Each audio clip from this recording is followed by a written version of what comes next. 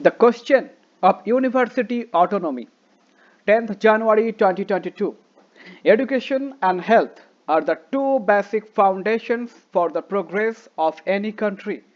The agreement reached by them can take the country on the path of decline. Recently, there have been two cases of higher education in the Kerala government in which the state government has not appointed vice chancellor of two major universities impartially.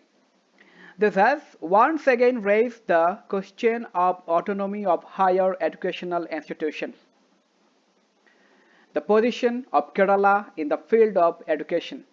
The position of the state of Kerala, once considered to be excellent in the field of school education, is on the verge of a steady decline in the higher education sector.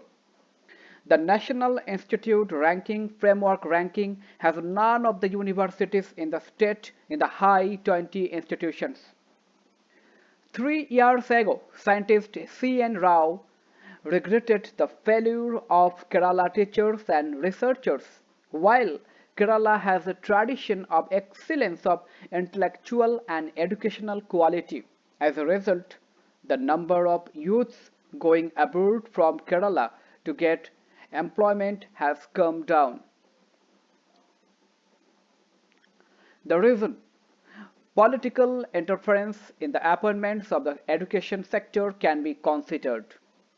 The solution: the Kerala government has set up the three commissions led by eminent academicians who will try to reform the university laws, the examination system, and the entire sector.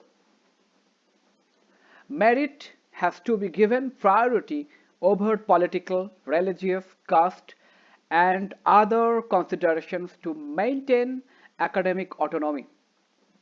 The Left Democratic Front government in Kerala had resolved to reform higher education, among other subjects, and make the society knowledge oriented, among other subjects. When it came back to power, now is the time when the government should fulfill its promise. Based on the article by Sharat Babu Judge, published in the Hindu, December 27, 2021.